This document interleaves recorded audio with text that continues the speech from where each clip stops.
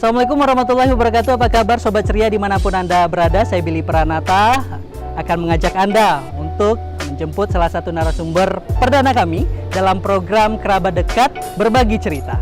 Siapakah dia? Nah, untuk clue-nya ini, narasumber kita ini adalah orang yang bertugas mengawasi tahapan pemilu. Nah, itu clue-nya. Pasti sudah pada tahu, tapi siapa orangnya? Ikuti perjalanan kami.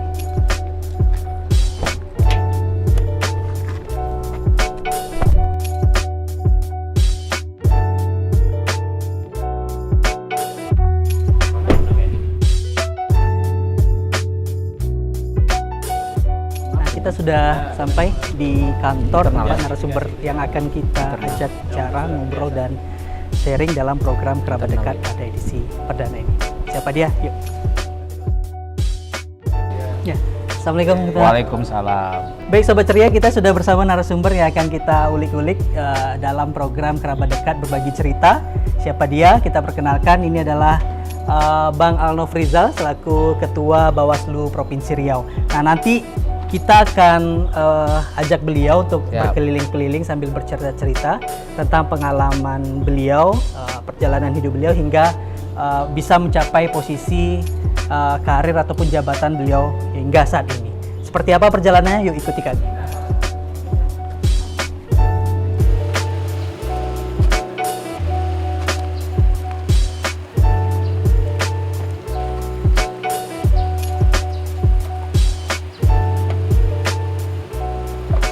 Baik Sobat Ceria, kita sudah bersama narasumber kita di edisi perdana ya, Kerabat Dekat Berbagi Cerita. Kita bersama Ketua Bawaslu, ada Abang Alnofrizal yang mungkin nanti akan berbagi cerita dengan kita. Langsung saja kita tanya, apa kabar nih Bang pada hari ini Bang? Alhamdulillah sehat Bang Billy. Terima kasih Bang sudah berkenan untuk berbagi waktu bersama kami di tengah kesibukannya saat ini. Siap, dalam sama-sama. tahapan pengawasan tahapan pemilu begitu Bang ya? Ya, siap. Kalau bisa disampaikan sedikit Bang, kesibukannya seperti apa Bang, intensitas kegiatannya pada sekarang ini Bang? Sekarang ini kita sudah masuki tahapan-tahapan pemilu yang paling paling sekarang itu yang sedang kita kerjakan itu sedang pencoklitan. Jadi hari ini teman-teman di KPU itu sedang melakukan coklit pemilih. Nah, kita sebagai pengawas pemilu melakukan pengawasan terhadap proses pencoklitan itu. Kita ingin memastikan bahwa masyarakat itu terdaftar sebagai pemilih. Ya. Dan kita juga memastikan bahwa petugas-petugas pencoklitan dalam hal ini Pantarlih itu melakukan kegiatan tersebut sesuai dengan aturan. Beriringan juga sekarang hari ini adalah proses persyaratan pencalonan DPD. Dan kalau kita di Provinsi Riau ini, bagi masyarakat atau bagi perorangan yang ingin mencalon sebagai anggota DPD itu, dia mesti memiliki dukungan minimal sebanyak 2.000. Nah, hari ini sudah masuk pada tahapan pemenuhan dukungan 2.000 tersebut. Yep. Kalau tidak cukup 2.000 dukungannya, maka yang bersangkutan tidak bisa mencalonkan diri sebagai anggota DPD. Nah, itu yang sedang berlangsung pada hari ini. Baik. Nah, Bang, ini berbicara mengenai jabatan hari ini. Nah, ini kita kan tahu bahwasanya riwayat bahasanya riwayat karir Abang nih bisa dibilang dari bawah begitu Bang ya. Mungkin bisa diceritakan kepada Sobat Ceria seperti apa Bang perjalanan karir Abang mulai dari bawah sampai akhirnya bisa menjabat sebagai Ketua Bawaslu Provinsi Riau ini? Wah, ini kita bersejarah ya. Jadi saya ini pada tahun 2007 itu menyelesaikan kuliah saya di Uinsus Riau. Setelah selesai secara resmi, sudah diwisuda tahun 2007, saya mengaktifkan diri di dunia jurnalistik. Yep. Nah, seperti Bu Billy lah, mengawali karir di dunia wartawan 2007, terus berproses menjadi seorang wartawan. Akhirnya pada tahun 2010 saya mencalonkan diri sebagai anggota Komisi Penyiaran Indonesia Daerah (KPID). Nah, saya berproses mendaftarkan diri di tahun 2010 tersebut dan akhirnya terpilih menjadi anggota KPID Provinsi Riau pertama kali di Riau, dan juga termasuk ya yang anggota yang termuda. Ketika itu saya masih belum berumur 30 tahun. 2010 saya menjadi anggota KPID, melaksanakan tugas dalam tugas-tugas penyiaran, mengawasi isi siaran, terus bertugas juga terhadap perizinan lembaga penyiaran. Nah, selama lebih kurang 6-7 tahun. Nah, saya di sana mengaktifkan diri ya sesuai kan dengan dunia pekerjaan saya awalnya itu terkait dengan penyiaran, terkait dengan pemberitaan. 2010 sampai 2016 tersebut saya menjadi anggota KPID Provinsi Riau. Nah, karena sudah 2 periode di KPID itu kan ada aturannya bahwa boleh menjadi anggota KPID itu selama 2 periode. 2 periode itu 3 kali 2, jadi 6 tahun. Nah, selesai 6 tahun karena tidak bisa lagi mencalonkan atau mendaftarkan diri sebagai anggota KPID, saya pun mendaftarkan diri sebagai anggota Komisi Informasi Provinsi Riau. Di 2017 saya mendaftar dan akhirnya terpilih menjadi anggota Komisi Informasi. Anggota Komisi Informasi Provinsi Riau atau KIP sejak 2017. Terus saya bekerja di sana akhirnya sampai pada tahun 2000, karena 4 tahun 2021 saya selesai 1 periode. Selesai 1 periode, nyambung lagi ke periode kedua di Komisi Informasi, terpilih lagi pada tahun 2001, dan di tahun 2022 saya mendaftarkan diri sebagai anggota Bawaslu Provinsi Riau, dan 2022 kemarin saya terpilih. Nah, kan teman-teman selalu bertanya, kenapa kok nggak diselesaikan saja di Komisi Informasinya? Kenapa harus melompat-lompat? Jadi saya selalu jawab bahwa memang passion saya itu sebenarnya adalah di jurnalistik dan juga di politik. Nah, jadi sebenarnya tidak hanya tahun 2022 itu saja saya mendaftar sebagai penyelenggara pemilu. Pada tahun 2018 saya sudah mendaftar sebagai anggota KPU Provinsi Riau, namun belum terpilih. Jadi bukan saya ingin melompat-lompat, ingin mencari kesempatan, tidak. Karena memang saya merasa ketika saya jadi wartawan itu adalah saya merasa saya ini wartawan itu adalah wartawan politik. Nah, jadi di bidang-bidang politik itu menarik minat saya, sehingga saya ketika KPU buka saya mendaftar namun tidak terpilih. Namun di 2022 ketika Bawaslu buka saya mendaftar dan akhirnya terpilih. Jadi memang jurnalistik dan politik adalah sebuah bidang yang saya minati. Akhirnya tahun 2002 terpilih menjadi ketua Bawaslu sampai hari ini. Bang, apa kira-kira yang menjadi alasan atau motivasi dorongan akhirnya Bang memutuskan terjun ke KPID begitu ya? KPID. Kemudian ke Komisi Informasi dan sampai akhirnya terjun ke Bawaslu begitu Bang. Apa yang mendorong itu? Ya memang sejak mahasiswa saya sebenarnya sudah aktif ya di organisasi. Yang pasti itu di organisasi Pers Kampus, terus juga ada organisasi eksternal ya. Aktif di organisasi itu menjadi sesuatu yang membuat saya senang gitu kan. Aktif di organisasi itu menambah wawasan saya, menambah pertemanan saya gitu kan. Dan itulah menjadi modal saya ketika saya berkecimpung di masyarakat.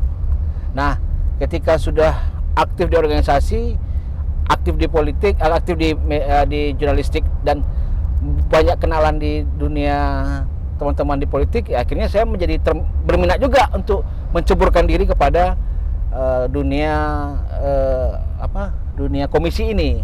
Nah, ketika yang buka adalah KPID, saya melihat ini sesuai dengan jurusan saya, gitu kan? Saya sesuai dengan passion saya sebagai seorang jurnalis, karena itu ada penyiaran.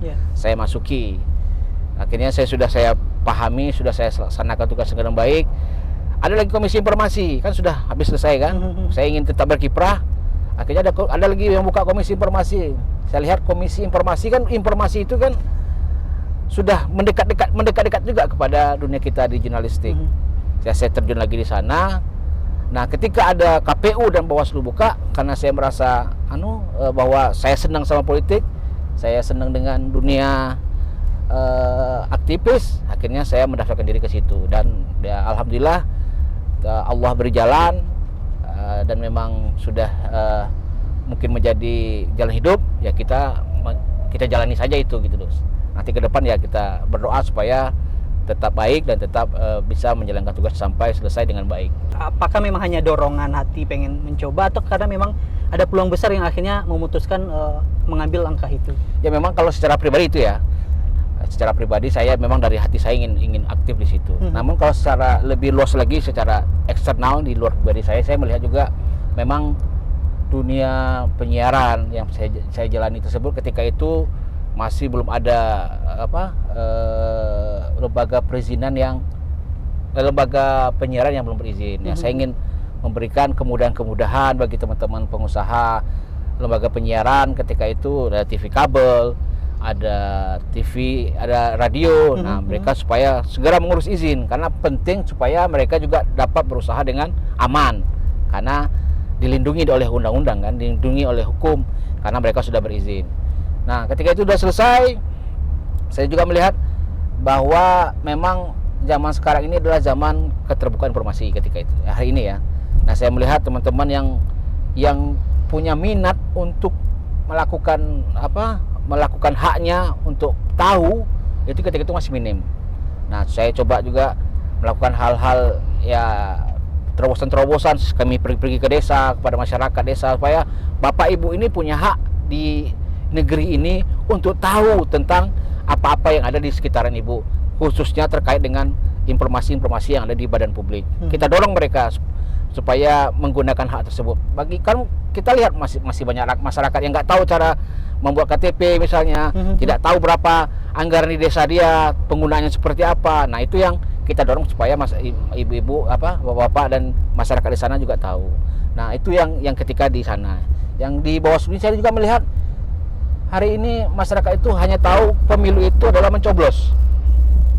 Kalau sudah mencoblos, sudah jelas tuh, kita sudah ikut pemilu. Padahal kita kan tidak. Pemilu itu bukan sekedar mencoblos, bukan sekedar hanya datang ke TPS, tapi pemilu itu juga mengawasi bagaimana pemilu itu berjalan dengan baik. Maka kita juga ajak masyarakat, Bapak Ibu, adik-adik semua, teman-teman semua, pemilu itu bukan sekedar nyoblos loh. Pemilu itu juga ngawasin gitu loh. Nah, makanya kita coba melakukan terobosan-terobosan itu. Nah, itulah yang membuat saya juga menikmati kegiatan ini gitu.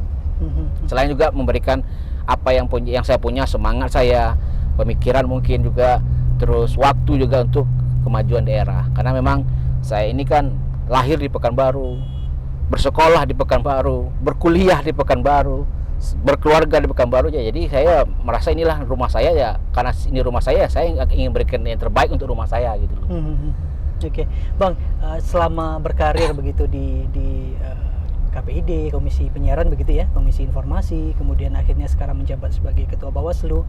Ini kan kalau kita berbicara mengenai karir itu kan biasanya ada seperti Bang, suka duka begitu Bang ya, suka duka, ada enaknya, ada tidak enaknya gitu ya.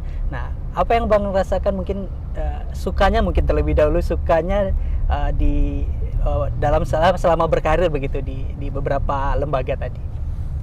Yang paling saya nikmati itu ketika aktif di lembaga-lembaga ini adalah saya punya banyak teman. Banyak teman, banyak jaringan, karena memang teman dan jaringan itu adalah modal sosial bagi kita untuk melakukan apapun di dalam kehidupan. Itu yang paling saya nikmati. Saya bisa berteman dari, apalagi seperti Billy juga kan.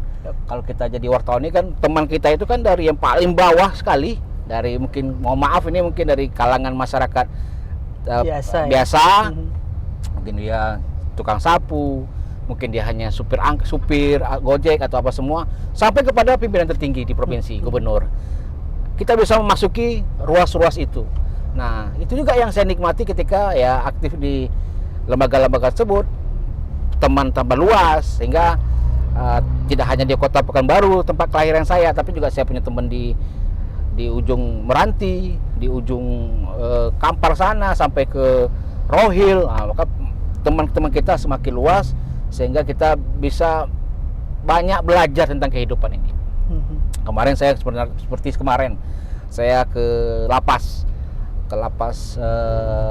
lapas apa di Kapling. Yap. Ada 2 lapas tuh, ada lapas dewasa dan juga lapas perempuan. Kalau kita melihat cerita-cerita mereka di dalam lapas itu ya sedih kita kan. Kita bersyukur bahwa alhamdulillah kita masih diberikan kebaikan-kebaikan. Kalau melihat kita bandingkan dengan kehidupan mereka, ya mereka yang mohon maaf sudah dicoret dari kakak.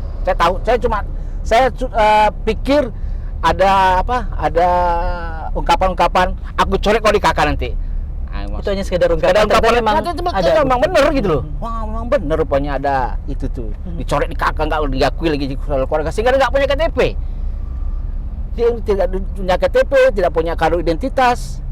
Sehingga mau ikut pemilu gimana gitu loh. Nah, ada lagi yang dari umur 3 tahun dia sudah tidak umur 3 tahun. Kelas 3 SD sudah nggak punya keluarga.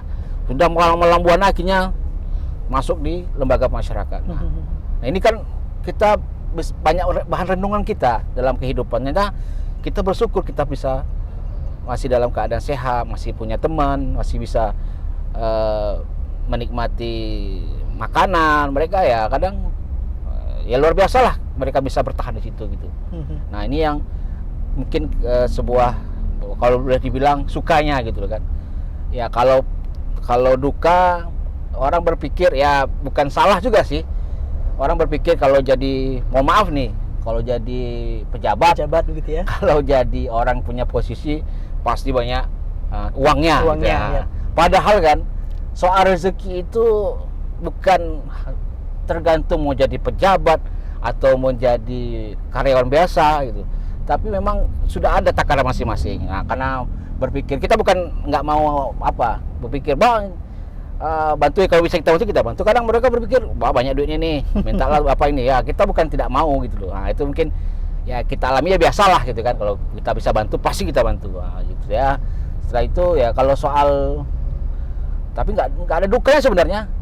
Kalau dibilang capek ya kita capek tapi kita nikmat gitu loh. Kan ada capek yang kita nikmati, kadang ada capek yang nggak bisa kita, yang membuat kita menggerutu. Tapi kalau ini ya capek kita nikmati karena memang kita menjalankan tugas kan gitu loh.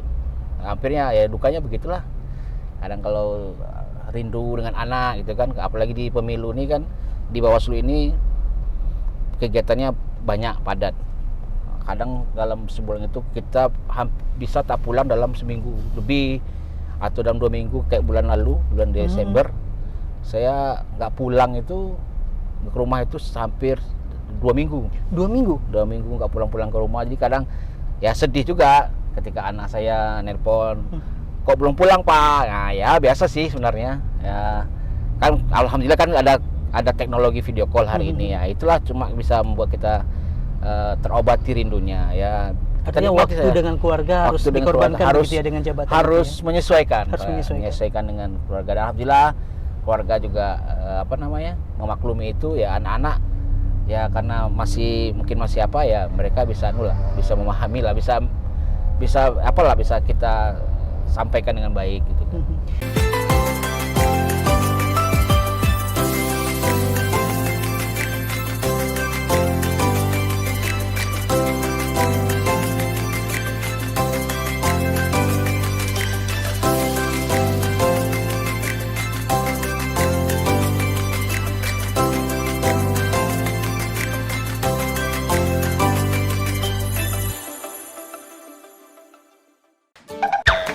Halo guys, sekarang Cerita TV sudah bisa diakses di mana aja loh.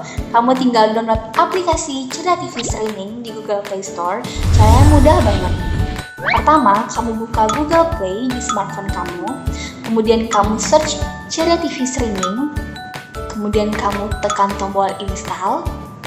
Tunggu hingga instalasi selesai. Selamat menonton.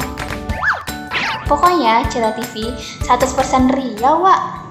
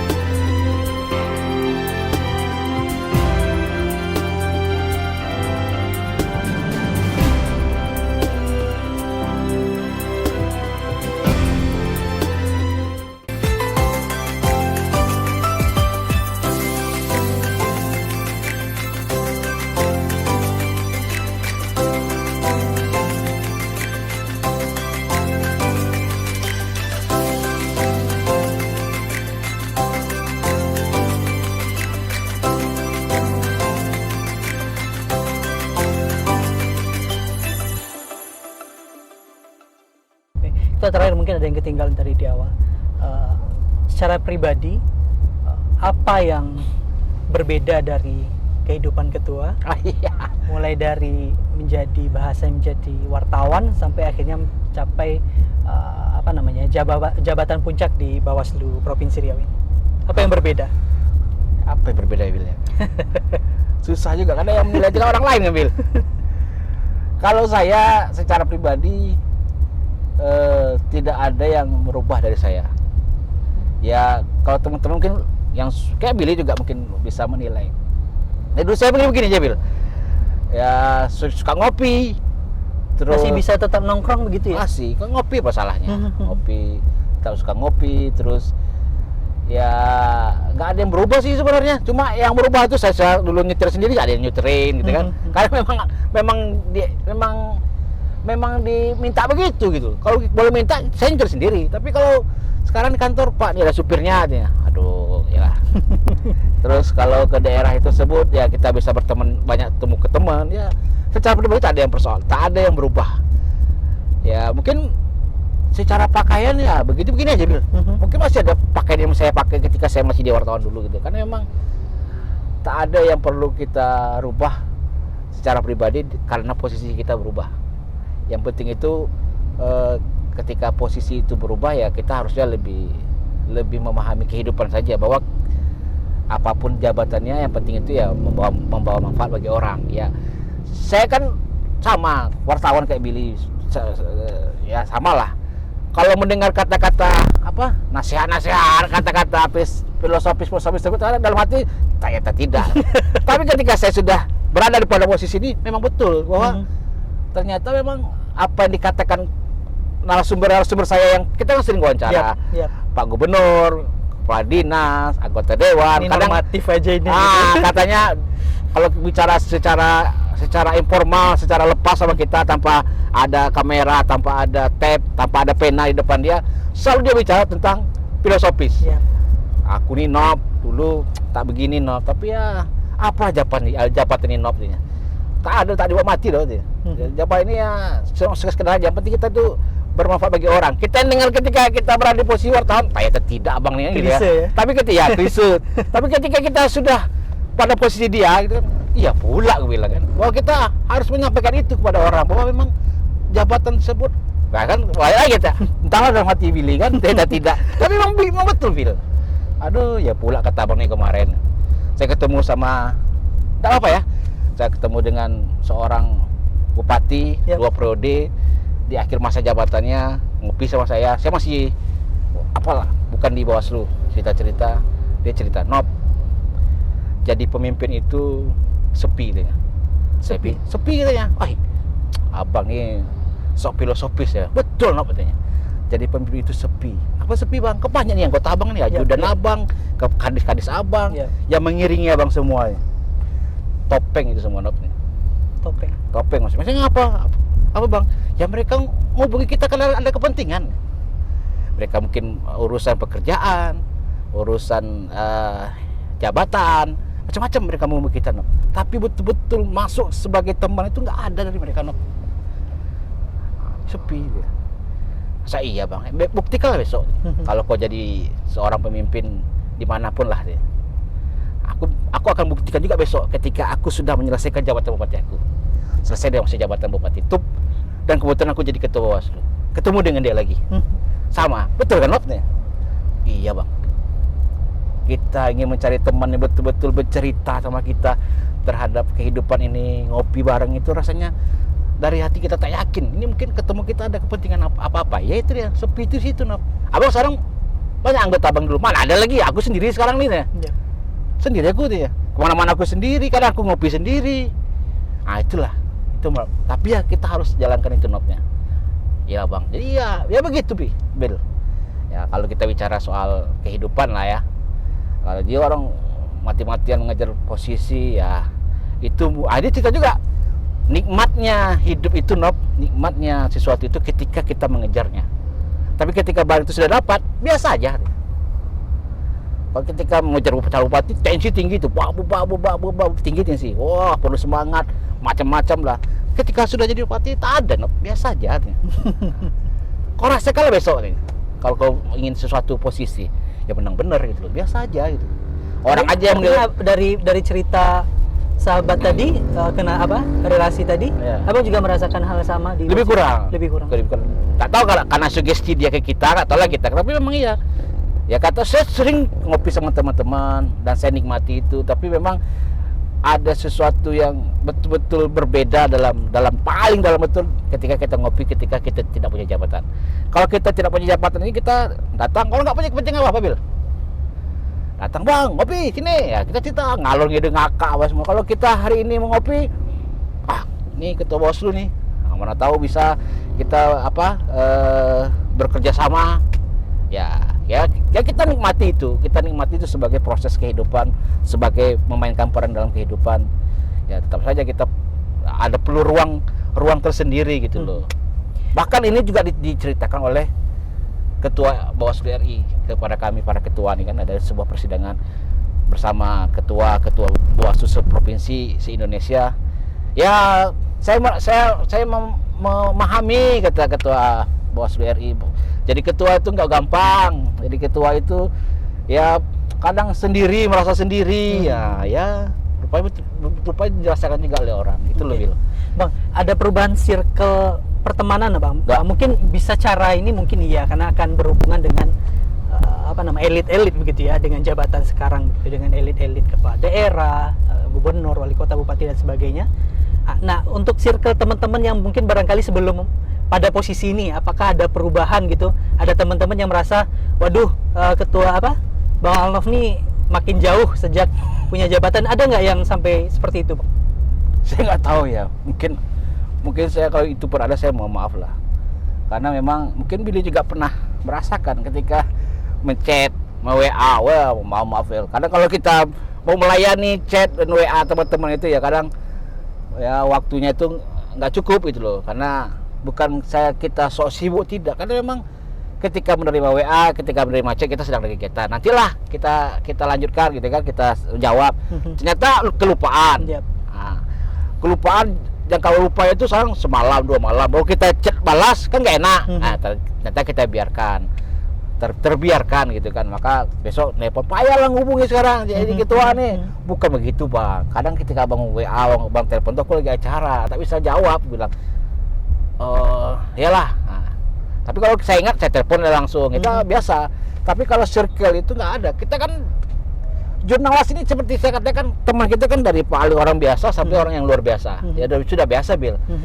Kita ketika orang jadi berteman dengan anggota dewan, berteman dengan bupati, kepala dinas, gubernur, hal biasa bagi kita. Nah, tidak ada yang berubah dari circle pertemanan. Cuma ada yang bertambah. Dulu mungkin saya sekarang hari ini banyak berteman dengan teman-teman Bawaslu kabupaten kota, teman-teman KPU kabupaten kota, teman-teman KPU provinsi. Circle-nya menambah. Kalau yang berubah ya cuma menambah saja. Saya kan masih juga kadang teman-teman dari wartawan saya telepon, di mana ngopi yuk, nah gitu loh. Tapi kadang ya ketika ketemu pertama itu kesannya tanya tidak payah ketemu sekarang, saya rasa payah apa gitu loh. Kadang aku telepon ya, aku bilang karena barangkali begini Bang, jabatan itu yang akhirnya secara tidak langsung, secara otomatis kayak membatasi begitu Bang. Iya mungkin begitu lah. Ya. Kalau nggak saya malah kalau Abang pribadi tidak pernah membatasi begitu? Nggak ada yang membatasi. Ada mahasiswa kadang ya mau ketemu ya ketemu aja gitu kan. Kadang kita ketemunya nggak sengaja di kedai kopi. Nah itu ngobrol biasa, nggak ada yang apalah. Insya Allah lah kita jaga itu. Nah, itu yang pasti kita jaga karena memang jabatan itu semua kan ya itu tadi kan serahlah dalam hatinya apa Bil. Titipan ya. Titipan Bil. Dan kita aku sekarang lagi mempersiapkan diri bahwa semua akan kita tinggalkan. Maksudnya itu suatu saat kita bisa jadi nggak jadi ketua Bawaslu lagi jadi kan, masyarakat biasa lagi ya. Masyarakat biasa, jangan sampai gila, stres kan, sampai nyudut ngopi kan, karena malu dulu. Sepak kaleng. Sepak kaleng, karena karena biasa punya jabatan ya. Post power syndrome ya. Post power syndrome ya kita. Itu tadi kita hidup ini kan melihat orang, pengalaman orang yang menjadikan pelajaran hidup bagi kita. Tapi kita yakin bahwa semua itu sudah ada jalannya, dan kita ini manusia yang tidak sempurna. Bisa jadi wah begitu hebatnya Alnov bercerita ya, karena ada juga sisi jelek saya gini, tapi alhamdulillah Allah masih tutupkan aib itu, gitu aja sih. Kalau untuk bahasanya aktivitas sehari-hari yang mungkin hilang begitu Bang, atau hobi yang barangkali akhirnya tertunda begitu Bang, gara-gara memang dengan profesi ataupun jabatan yang saat Menulis. ini. Menulis. Saya menulis dan membaca, karena itu hobi saya, mancing saya nggak bisa. Mancing nggak hobi misalnya, apalagi hobi itu dulu ya membaca dan menulis ya, dan kadang ya merenung di kedai kopi, mikir-mikir. Nah itu aja sih hobi saya dari dulu ya, itu aja mungkin intensitasnya terkurangi. Tapi kalau menulis kan hari ini kan sudah punya media sosial kita kan, lalu punya Facebook tulis sendiri ya, itu aja sih. Membaca lah agak kurang, membaca di luar kepemiluan. Kalau dibaca di bidang-bidang kepemiluan kita mesti rajin kan, karena ada perkembangan updating yang mesti kita ikuti. Tapi kalau membaca yang di luar urusan kepemiluan agak kurang gitu kan. Ya cuma itulah hobi saya sebenarnya. Cuma hobinya membaca dan menulis, itu saya. Menyanyi nggak pandai, terus mancing nggak pandai, apalagi motor nggak terlalu hobi. Ya hobinya merenung, nanti pergi ke tempat sunyi merenung, atau pergi ke tempat sebuah kedai kopi tersudut, kita di situ main handphone, main game di handphone, ya begitu aja. Kenikmatan kita sama anak, sama keluarga. Kadang pergi keluar kota, nah itu pergi keluar kota juga bawa keluarga, healing keluar kota, nah itu mungkin agak terkurangi lah. Ya paling kadang-kadang istri saya bawa aja anak ke mall, nggak bawa apa gitu. Biasanya kan kita pergi kemana, ke Sumbar gitu kan, atau pergi ke daerah-daerah tertentu sama-sama, itu nggak kurang intensitasnya. Tapi itu tak jadi persoalan lah, karena anak masih kecil kan. Dulu kan bingung kita, entah kita yang pergi liburan atau kita ngajak anak liburan, karena anak nggak ngerti juga liburan. Nah itu aja sih yang berkurang. Kalau yang lain ya biasa aja Bil. Baik. Oke. Baik, ini berbicara sebagai ketua Bawaslu. Ini kan tadi tahapan kita sudah masuk pengawasan beberapa tahapan begitu ya Bang ya.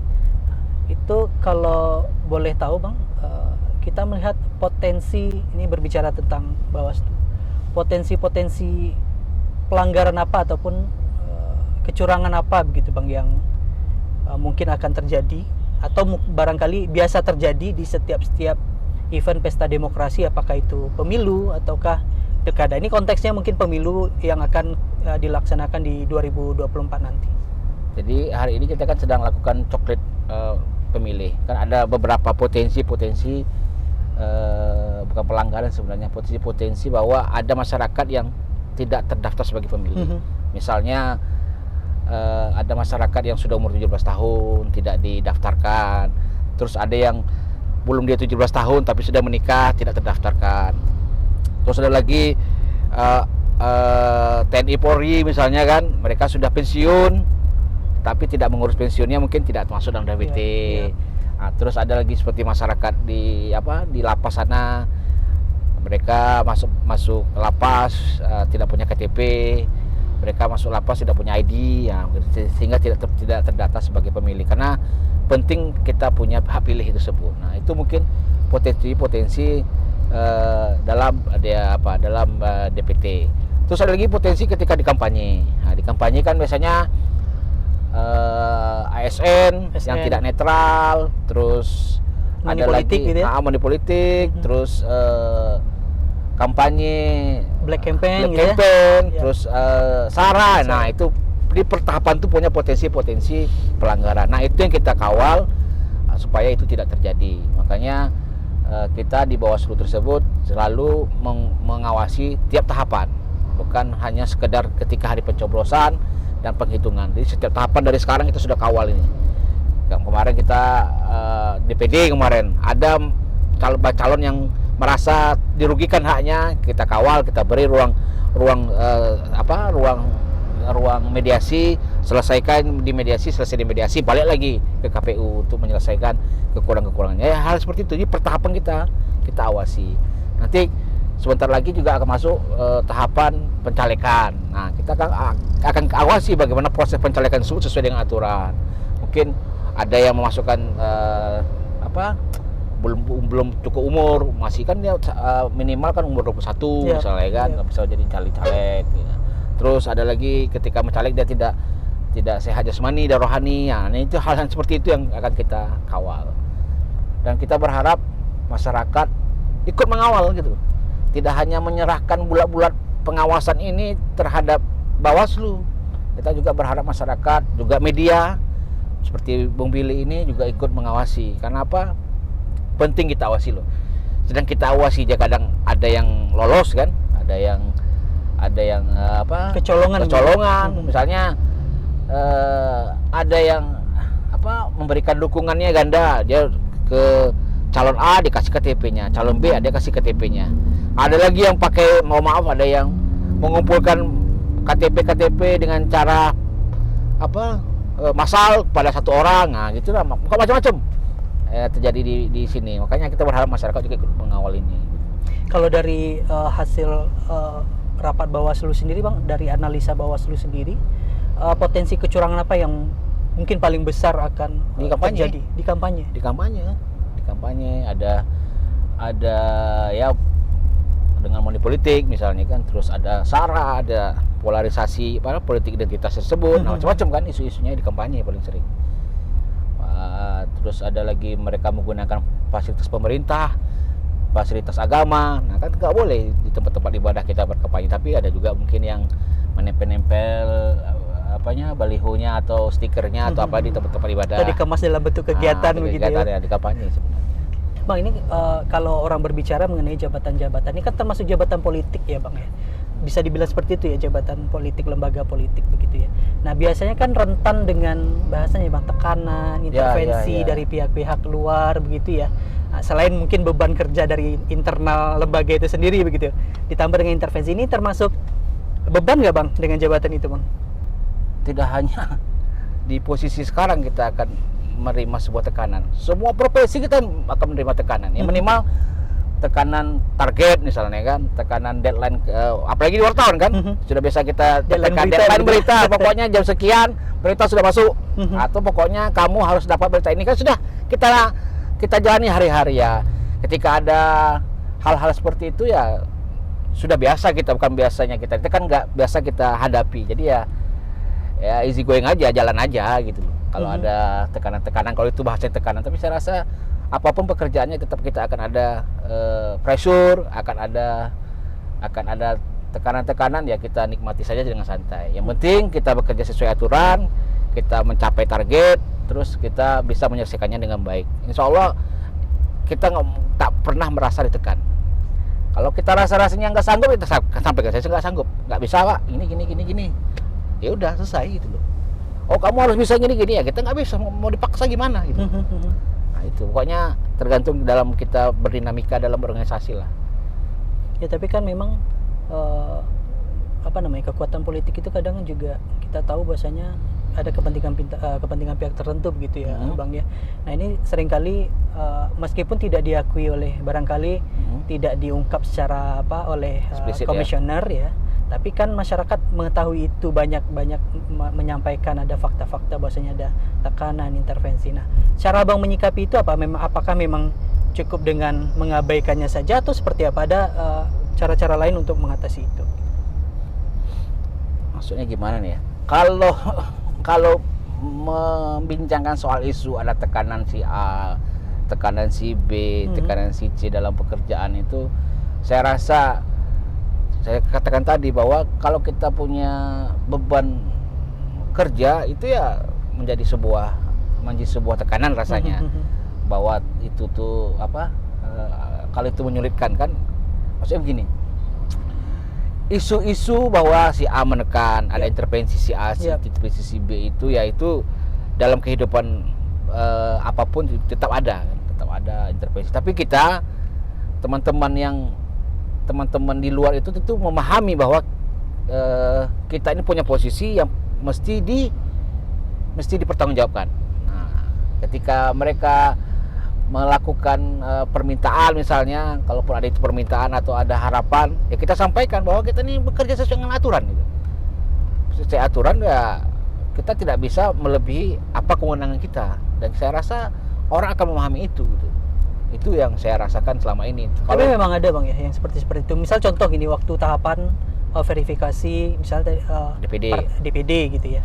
Ini ada pihak-pihak yang mungkin barangkali pengen lolos begitu, dan ada tim-tim mencoba ya mendekati. Ini seperti apa? Kalau cerita case per case nggak ada. Kayak kemarin itu kan memang ada 3 bakal calon DPD yang tidak lulus verifikasi tahap pertama. Bahkan sebelumnya 3 calon DPD yang tidak lulus verifikasi administrasi. Ya. Dan dia minta supaya bisa diloloskan. Saya bilang kepada mereka bahwa untuk calon DPD yang tidak lulus verifikasi administrasi ada ruang yang namanya sengketa. Nah, di sengketa itu kita berargumen, bersengketa itu kita menyatakan apa yang kita hadapi, apa yang kita rasakan. Nah, di situ akan kita putuskan bagaimana yang terbaik. Nah, itu aja sih sebenarnya, nggak ada yang tekan. Pokoknya saya harus gini-gini, nggak juga, nggak ada. Kalau saya pastikan itu nggak ada. Bahwa dia berintervensi dengan apa-apa ya. Saya merasa nggak ada pernah saya diintervensi seperti itu gitu. Bahwa supaya meluluskan si A si B, nggak ada. Bagi saya jalani aja sesuai aturan. Kalau nggak ada sesuai aturan ngapain gitu. Yang bukan saya saja yang masuk jurang, teman yang melakukan intervensi itu juga akan masuk jurang kan. Nggak mau konyol juga kita. Makanya kita dalam menyelesaikan masalah itu ya kita punya ruang-ruang, misalnya mediasi, kita selesaikan di mediasi. Kalau tidak selesai di mediasi, kita lakukan dalam adjudikasi. Nah, ketika di adjudikasi kan ada bukti-bukti yang mesti kita lihat. Terus itulah yang menjadi pertimbangan kita membuat keputusan. Jadi semuanya berjalan sesuai dengan aturan. Kalau tekan menekan, saya rasa nggak ada Bang ya.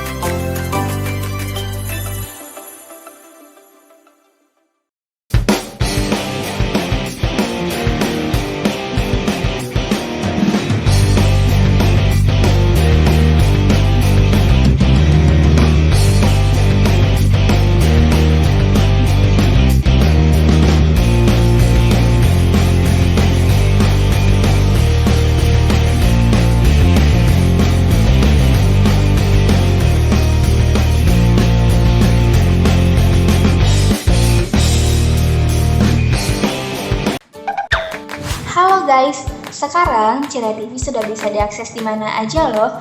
Kamu tinggal download aplikasi Cira TV Streaming di Google Play Store. Caranya mudah banget. Pertama, kamu buka Google Play di smartphone kamu.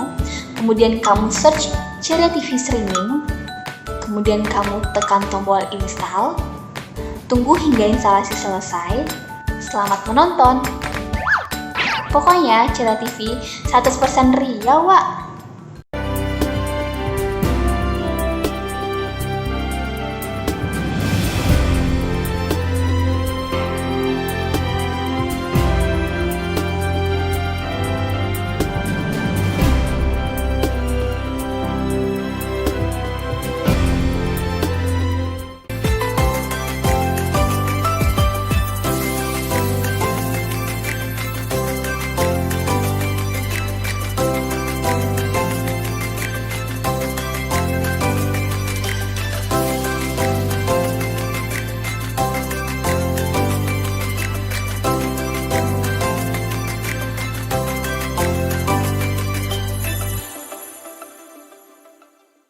Berbicara mengenai potensi-potensi tadi, potensi pelanggaran, kecurangan, itu upaya yang barangkali akan dilakukan oleh Bawaslu, apakah memang sekadar mengawasi atau mungkin ada seperti upaya-upaya pencegahan yang dilakukan oleh Bawaslu? Nah, jadi Bawaslu hari ini paradigmanya adalah paradigma pencegahan. Ini yang menjadi passion kita mencegah supaya pelanggaran pemilu tidak terjadi. Namun ketika sudah dicegah masih bandel, kita gas dalam, seperti di mobil ini kan bisa pakai gigi 4 langsung gas dalam-dalam gitu loh. Nah, kita berharap masyarakat juga ikut membantu kita dalam pengawasan tersebut untuk mencegah terjadinya pelanggaran. Karena kalau dulu kan kesannya itu Bawaslu itu apa main penanganan langsung, penindakan langsung. Ini enggak, kita cegah dulu, ingatkan dulu, jangan begana, jangan begini gitu kan. Kalau sudah diingatkan baru digas. Kalau diingatkan bahwa baik-baik, sudah cegah baik-baik, sudah berubah ya kita silahkan lanjutkan tahapan selanjutnya. Itu ya di fokus hari ini adalah fokus pencegahan. Itu berulang-ulang kali Bawaslu RI menyampaikan kepada kita bahwa hari ini fokus kita adalah pencegahan. Namun kalau dicegah masih juga melanggar, kita tegas melakukan penindakan.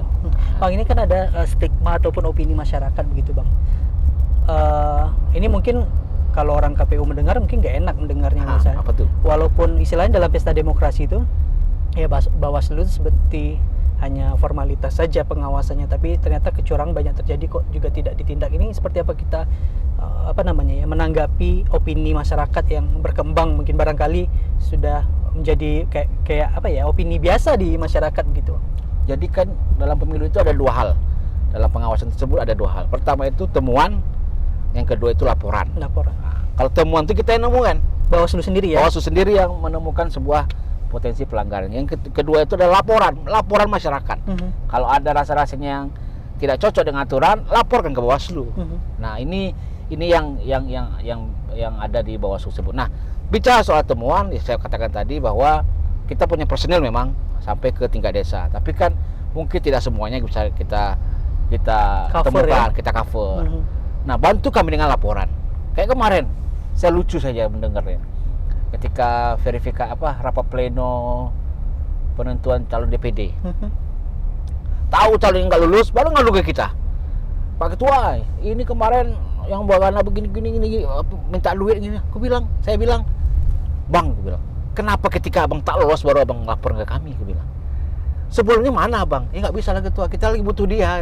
Kan nggak bisa begitu, gue bilang. Kalau memang ada laporan, langsung lapor ke kami. Ada yang hal yang janggal, langsung lapor ke kami. Biar kita luruskan. Ketika abang sudah tak lolos buat calon, baru abang buat laporan yang enggak ke kami. Nggak bisa lah, gue bilang. Makanya ke depan bang, jangan salahkan kami, nggak tegas gitu. Abang juga harus fair gitu loh. Apa gak ngadu kemarin ya? Karena kita lagi butuh. Gak bisa lah, kita hati-hati juga. Kita lagi butuh dia. Nah, hal begini terjadi di masyarakat. Gimana caranya tuh? Nanti bilang Bawaslu yang nggak kerja gitu kan? Yep. Kalau kita temukan, kita sudah banyak lakukan temuan-temuan. Contohnya kita juga menemukan ketika rekrutmen petugas ad hoc, kita temukan ada yang terdaftar sebagai tim sukses. Kita berikan saran perbaikan. Ada yang diikuti. Kita temukan juga dia juga pengurus partai juga di tempat kita juga ada juga yang terindikasi pengurus partai menjadi pengawas. Kita selesaikan semua. Itulah yang kita dapat temukan gitu kan.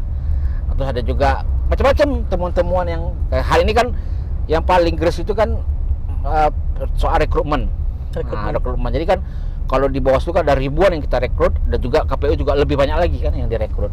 Nah, merekrut orang ini kan tidak semuanya ternyata mereka jujur terhadap diri mereka. Ada dia pernah di partai politik, bahkan nyalek 2019 mendaftar juga jadi pengawas, mendaftar juga jadi petugas ad hoc. Itu tidak boleh, Bang? Sebenarnya tidak boleh, kan bersih 5 tahun. Nah, itu yang tak terkontrol oleh kita. Tapi ketika kita temukan, kita ganti gitu. Nah, ini yang telah kita lakukan. Tapi masyarakat yang menilai terus yang begini nih, banyak baliho misalnya. Baliho, ya. Nggak kerja. Saya bilang hari ini bukan masanya kampanye. Nah, kalau belum ada penetapan masa kampanye, belum masuk kampanye. Yang ini apakah ini belum ada peserta pemilu juga begitu ya? Belum ditetapkan. Peserta pemilu sudah. Partai mungkin barangkali partai politik, tapi kan caleg kan belum. Ya. Nah, itu yang mesti kita ingatkan bahwa kita ini bekerja kacamata kuda sesuai dengan aturan. Terus kita masih di tingkat pusat juga, tingkat kita juga masih mendefinisikan arti citra diri. Apakah gabungan foto, logo partai, dan nomor urut itu merupakan citra diri? Kan belum kita definisikan dengan jelas. Nah, kalau sosialisasi boleh. Kalau nggak sosialisasi kan nggak tahu orang ada pemilu. Terus kalau tidak sosialisasi kan orang nggak tahu siapa calegnya. Nah, itu dia yang mesti kita berikan pemahaman secara lembut kepada masyarakat. Banyak masyarakat bilang itu curi kampanye, curi star kampanye. Curi star. Nah, untuk menjaga isu tersebut, kita sudah surati partai politik. Partai politik tolong tidak melakukan gerakan atau kegiatan-kegiatan yang menjurus kepada kampanye. Dan sudah kita layankan surat imbauan gitu. Itu yang mesti kita lakukan dalam upaya pencegahan.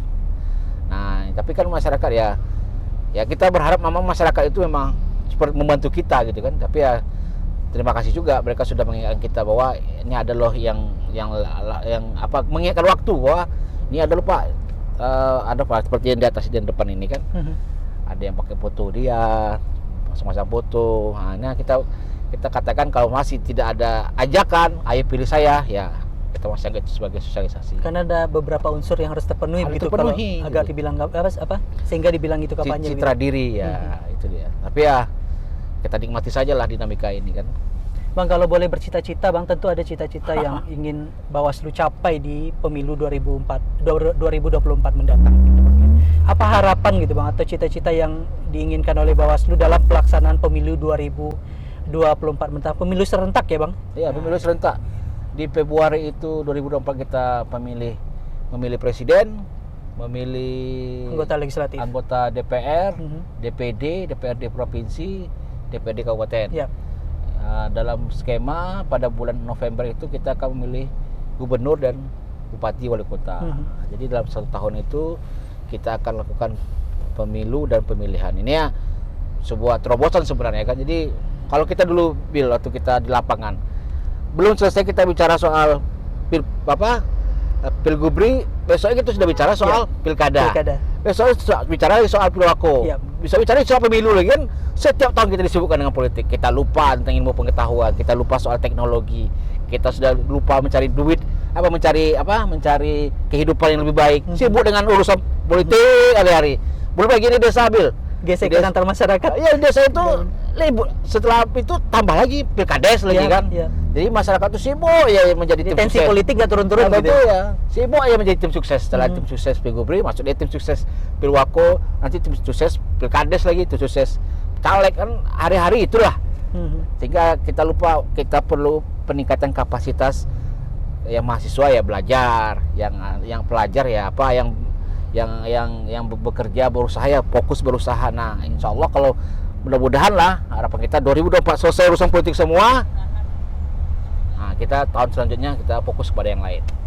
Nah, itu yang jadi harapan. Nah, kita berharap 2024 itu pemilu kita adalah pemilu yang sesuai dengan prinsip luber dan jurdil.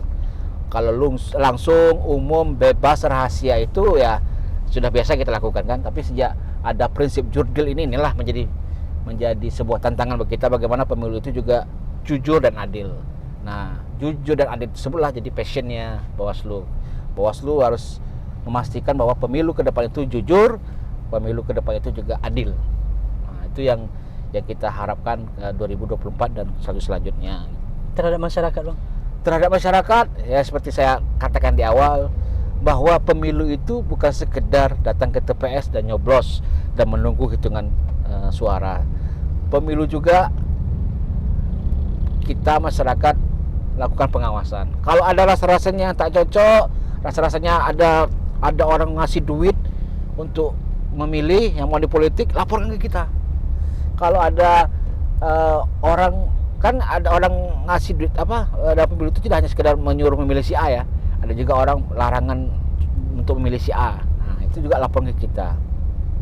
Terus kalau ada kira-kira petugas-petugas kita di Bawaslu yang rasa-rasanya bekerja tidak sesuai aturan, laporkan ke kita, biar kita bina dia gitu loh. Nah, ini yang juga penting.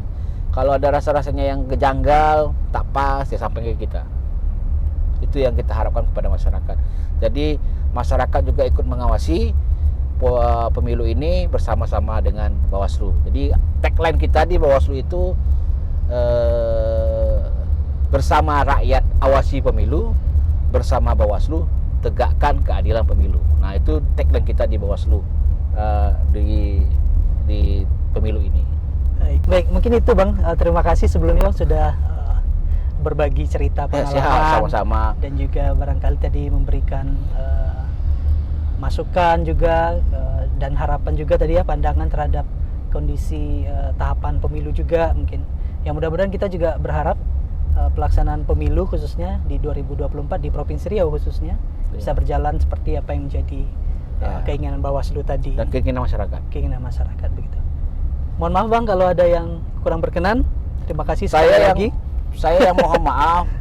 Mungkin dalam saya bercerita ada yang tersinggung teman-teman, ada yang tersinggung banyak-banyak pihak, saya mohon maaf lah. Tapi itu apa adanya saya bilang. Baik. Bahwa kita ini hidup ya kadang perlu menyampaikan yang terus terang juga supaya kita mengevaluasi diri, gitu aja sih sebenarnya. Dan terima kasih kepada teman-teman di Ceria TV. Ini mungkin jadi ruang curhat saya sedikit saja sih sebenarnya terkait apa yang kita alami yang orang mungkin tidak tahu. Baik, baik. Ya mungkin bisa jadi ini juga Bang, pelajaran bagi yang menonton nantinya.